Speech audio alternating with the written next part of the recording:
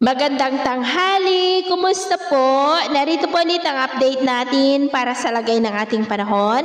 Ngayong tanghali po ng March 4, 2024 na kung saan sa ngayon ay walang anumang sama ng panahon sa loob at labas po ng ating area of responsibility.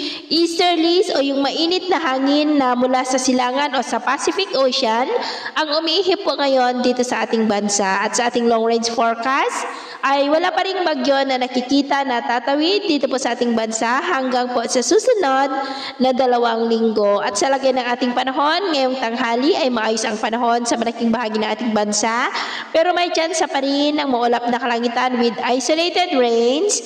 Diyan po sa may southern Quezon, Bicol region, ilang bahagi ng occidental Mindoro at ilang bahagi po ng Aklan. At sa susunod po ng mga oras ay maayos pa rin ang panahon sa malaking bahagi ng ating bansa pero may tsansa pa rin ng maulap na kalangitan with isolated rain sa ilang bahagi po ng Bicol region at southern Quezon.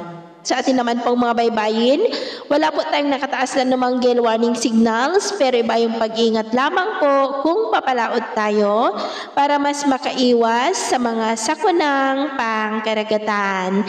So yun po lang latest update natin sa araw na ito. At ako po muli si James na nagsasabing sa kahit na pagsubok po na darating sa ating buhay, huwag po tayong mawawalan ng pag-asa. Thank you and God bless.